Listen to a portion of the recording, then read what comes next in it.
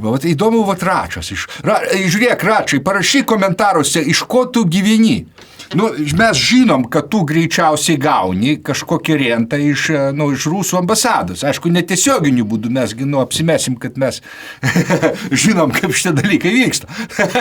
Kai tu ten šitą vaikščiai 3A formatą darai, taigi pinigėlius vokia gaudo į sabaką, tu įbanas. A dabar kaip tai turbūt irgi vokelį vieni grinai.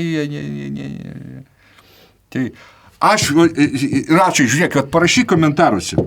Žiūrėk, šunpisi, visigi puikiai žino, kad tu greičiausiai buvai pakabintas per lošimus. Žinot, jūs lošimus mėgstate? Ne, nemėgstu lošimų.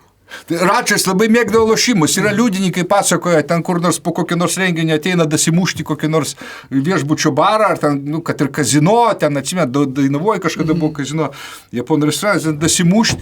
Ten kokia 4-5 ryto, visi tokie jau užsivadėjusi energiją, jau paskutinę taurelę ir namo, ir sakė, iš daug ko girdėjau, kad žiūri, sėdi prie stalo visas toksai, blet, suakmenėjęs visas toksai, Račas, blet.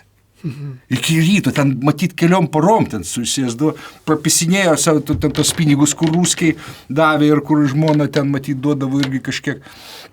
Blia, ten didžiulės sumos, tai šitai prasilošęs tas, Račiai, žiūrėk, komentaruose, taigi šitai, greičiausiai, kad tu kai prasilošiai, tai tavo ta silpnoji vieta buvo, tai atėjo koks nors dėdė iš ambasados, koks nors Aleksandr Sergejevič, bet ne Puškinas, ir ateik tik ruskai, aišku. Žiūrėk, šunpisi, nors dar nepisai šunų tada. Bet visą laik pisai, tik apie tai nežinau dar žmonės. Jis sako, žiūrėk, dabar gauni zadaniją.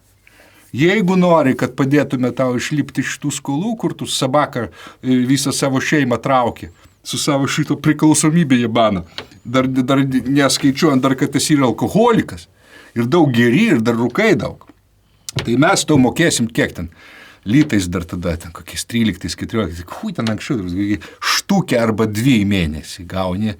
Ir dabar tai jau turbūt ir eurais tiek gauni. Parašyk komentaruose šunpisi.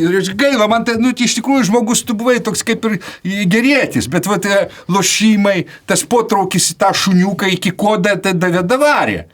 Taigi, žiūrėk, tu būtum trato šitas konstitucijos ir ten fiziko, tai tu galėtum Blažytę maloninti rytai su matroso uniforma ir šokti kaip Sparksai apie dainą, kad BBC tau priklauso. Bet tai, kad tu jau toks, tu esi kaip ragana kokia, tu ten visas prasmirdės, tau net...